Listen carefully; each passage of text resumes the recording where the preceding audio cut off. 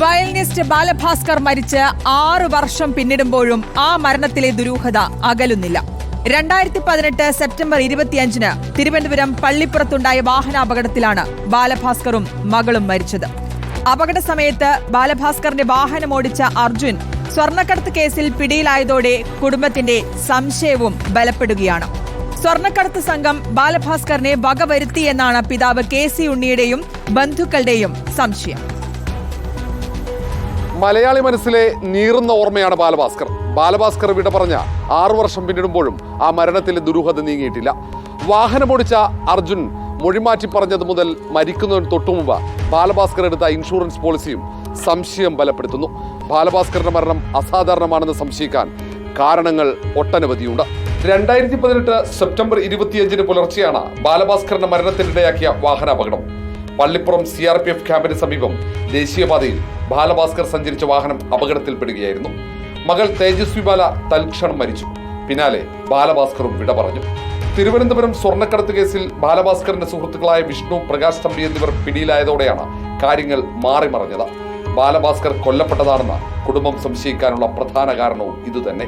അതവനെ കൊന്നതാണെന്നുള്ളത് തന്നെ എനിക്ക് പറയാനുള്ളത്. CBI അന്വേഷിച്ചിട്ടൊന്നും കണ്ടുപിടിക്കാൻ പറ്റിയില്ല അവർക്ക്. അല്ല, അടുത്താന്ന് പറഞ്ഞാൽ അവരുടെ കൂടെ ഡ്രൈവറായിട്ട് നടന്നിരുന്നതല്ലേ. കാരണം ഈ കൊണ്ടുവരുന്നതും കൊണ്ടുപോകുന്നതും ഡ്രൈവർമാരാണല്ലോ. അത് മാത്രമല്ല, അവൻ നേരത്തെ 1-2 കേസിൽ, ക്രിമിനൽ കേസിൽ പുള്ളിയാണ്.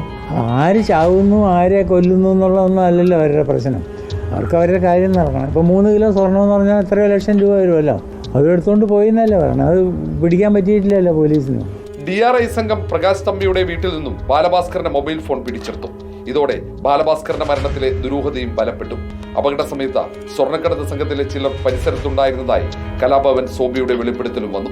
അപകടം ആസൂത്രിതമാണെന്ന ആരോപണവും ഉയർന്നു. ഇന്ത്യ കണ്ട ഏറ്റവും വലിയ ആസൂത്രിതമായ കൊലപാതകമായിരുന്നു ബാലുവിന്റെ തെളിയും. എന്നെ ബ്രെയിൻ മാപ്പ് ചെയ്താൽ മാത്രം പോരാ, അത് ലൈവും വരണം.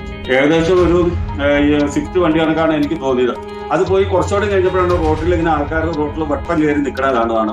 ആ കൂടെയാണ് ഞാൻ ഈ സ്വർണ്ണക്കടത്ത് കേസിൽ ഒരാളെ കണ്ടു എന്ന് പറഞ്ഞ ആളെ ഞാൻ അവിടെ കാണുന്നത്. 46 പ്രാവശ്യമാണ് ഈ കേസിന്റെ ആവശ്യത്തിനായിട്ട് ഞാൻ ഇവിടുന്ന് പോയത്. അവരെപ്പോ വിളിച്ചാലും ഞാൻ ചെല്ലും. അവസാനം ഞാൻ ചെല്ലുമ്പോൾ അവർ ചോദിച്ചു, സോബി പറഞ്ഞൊക്കെ സത്യമാണ്, ഞങ്ങൾ ആണെന്ന് വെക്കുക. എന്നാൽ പോലും ഞങ്ങൾ എവിടെ നിന്നാണ് ഈ കേസ് ആരംഭിക്കാന്ന് നമ്മളോട് ചോദിക്കുന്നത്. നമ്മളൊക്കെ അതിനകത്തെ മറുപടി പറയുന്നത് ഒരു കാരണവശാലും എന്റേതായ ഒരു കുഴപ്പം കൊണ്ട് ഈ കേസ് തെളിയാതെ പോവില്ല. ആദ്യം അന്വേഷിച്ച ലോക്കൽ പോലീസും ക്രൈംബ്രാഞ്ചും അപകടത്തിൽ അസ്വാഭാവികതയില്ലെന്ന് കണ്ടെത്തി. പിന്നീടാണ് CBI സംഘത്തിന്റെ രംഗപ്രവേശം. പോലീസ് കണ്ടെത്തിയതിനപ്പുറം ഒന്നും CBIക്ക് കണ്ടെത്താൻ കഴിഞ്ഞിട്ടില്ല. ഒടുവിൽ CBI പുനരന്വേഷണവും നടത്തി. പുതിയ തെളിവുകളൊന്നും കണ്ടെത്തിയിട്ടില്ലെന്നാണ് സൂചന. സ്വന്തം മകന്റെ വേർപാടിന്റെ വേദനയിലും നീതിക്കായി പോരാട്ടം തുടരുകയാണ് ബാലഭാസ്കറിന്റെ കുടുംബം. CBI അന്വേഷണത്തിൽ ഇവർക്ക് വിശ്വാസമില്ല. കാരണം ഇവർ ഉന്നയിച്ച സംശയങ്ങളൊന്നും CBI ഇതുവരെ പരിശോധിച്ചിട്ടില്ല. Reporter R. Roshipal, in reporter, Thiruvananthapuram.